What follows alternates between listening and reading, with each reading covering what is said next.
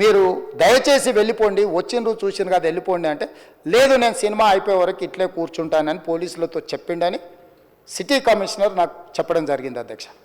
అదేవిధంగా ఇంకా కంట్రోల్ కాకపోవడంతో అప్పుడు డీసీపీ పై అధికారి రంగంలో దిగి వాళ్ళ అందరినీ లోపట వాళ్ళ ఎంబడున్న అడ్డుకుంటున్న వాళ్ళను పోలీసులతో జరిపించి చక్కగా డీసీపీ పోయి హీరో గారికి బయట చనిపోయినరు, పరిస్థితి చాలా గందరగోళంగా ఉన్నది, మీరు ఇక్కడ నుంచి కదలాల్సిందే, లేకపోతే మిమ్మల్ని పోలీస్ స్టేషన్కు తీసుకెళ్లాల్సిన పరిస్థితి వస్తుంది, మీరు ఇక్కడ నుంచి కదలాల్సిందే అని బలవంతంగా అతన్ని సినిమా మధ్యలో 12 గంటల సమయంలో, రాత్రి 12 గంటల సమయం అట్టిగా ఆ సమయంలో అతను తీసుకొచ్చి బండెక్కిస్తే మళ్ళీ అతను రూఫ్ టాప్ ఓపెన్ చేసి మళ్ళీ చేతులు ఊపుకుంటూ రోడ్ షో చేసుకుంటూ, అంటే తల్లి చనిపోయి పిల్లగాడు చావు బతుకుల మధ్యలో ఉన్నాడు, మీరు వెళ్ళండి అని వెనక్కి పంపిస్తే కూడా మళ్ళీ కారులో రూఫ్ టాప్ ఓపెన్ చేసి చేతులు ఊపుకుంటా అభిమానులను సంతోషపెట్టుకుంటా రోడ్ షో చేసుకుంటా అతను వెళ్ళిపోయింది అధ్యక్ష. పోలీసులు కేసు చేసిరు, కేసు మీద థియేటర్కి సంబంధించిన కొంతమందిని అరెస్టు చేసిరు, అరెస్టు చేసి 10-11 రోజుల తర్వాత పోలీసు హీరో గారింటికి వెళ్ళిండ్రు. మీరు కూడా కేసులో A11 మీ మీద కేసు ఉందని చెప్పడానికి పోలీసులతో దురుసుగా ప్రవర్తించిండు, మీరు ఆ వీడియోలన్నీ కూడా చూసిండ్రు. ఆ పరిస్థితిలో చట్టాన్ని అమలు చేసే పోలీసులు ఆల్రెడీ ప్రాణాలు పోయినాయి, ఒక నిరుపేద తల్లి చనిపోయింది, కొడుకు చావు బతుకుల మధ్యలో ఉన్నాడు, ఆ రోజు కోర్టుల కేసులు కూడా వస్తున్నాయి, కోర్టుకు కూడా మీరు విచారణలు ఏం చేసిండ్రని కోర్టుకు కూడా పోలీసులు జవాబు చెప్పాల్సిన పరిస్థితి ఉండే అధ్యక్ష. దాంతో మాట్లాడితే వాళ్ళు చాలా బాధ్యతారహితంగా సమాధానాలు ఇచ్చారని మా పోలీస్ సిబ్బంది చెప్తాను. దాంతోనే అతన్ని పోలీస్ స్టేషన్ తీసుకెళ్ళారు అధ్యక్ష.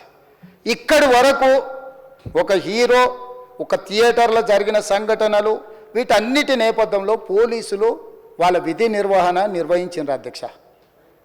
ఎప్పుడైతే అతను పోలీస్ స్టేషన్కు తీసుకెళ్ళిరో కొన్ని రాజకీయ పార్టీలు పైశాచికంగా ఎంత నీచంగా నన్ను తిట్టుకుంటా పోస్టులు పెట్టినరంటే, అంటే तेलंगाना समाजम में मलकपेट बलाला साहब के कॉन्स्टिट्यूंसी के वोटर है, उन लोग मलकपेट के छोटे नौकरी, उसका नौकरी अकबर साहब वो 30,000 नौकरी करता है, उसके परिवार में कोई कमाई नहीं है, एक टिकट 3,000 रुपये में खरीदा, वो बच्चा उनका फैन है बोल के उनके परिवार 12,000 रुपये रखकर 4 टिकट खरीद के पिक्चर को गए।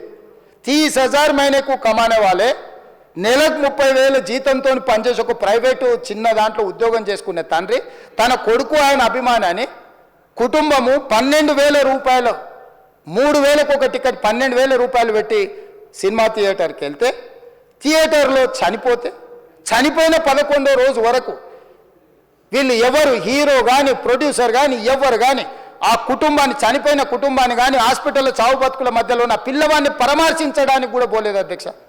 ఇది ఏ రకమైన మానవత్వం అధ్యక్ష నాకు అర్థం కాలే.